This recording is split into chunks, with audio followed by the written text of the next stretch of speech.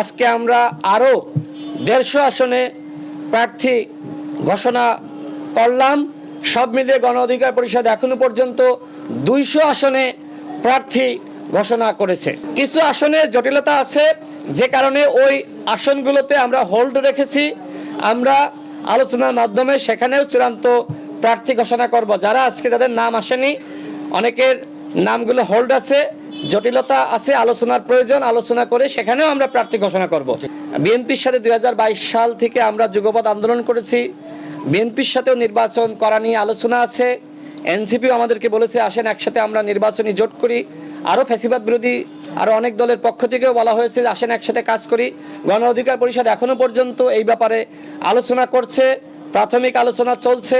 এখনো পর্যন্ত কোনো দলের সাথেই চূড়ান্তভাবে নির্বাচনী জোট করার ব্যাপারে আমরা সিদ্ধান্ত গ্রহণ করি নাই। যদি আমরা জোট করি তখন কি করব? জোট হলে তো তখন ওই জোটে আলোচনার মাধ্যমেই সিদ্ধান্ত গৃহীত হবে।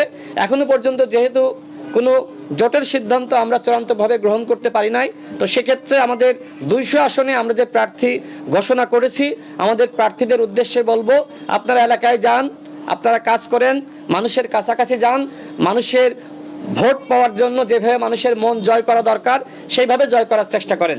দেশের নাম্বার 1 ট্রেডিং অ্যাপ নিফটি ফার্স্টে পাচ্ছেন ট্রেডিং এর সব সুবিধা, dual এক্সটেন্স access, company analysis, portfolio তৈরি করা সহ আরও অনেক ইউনিক ফিচারের সাথে ট্রেড করতে ডাউনলোড করুন এক্ষুনি।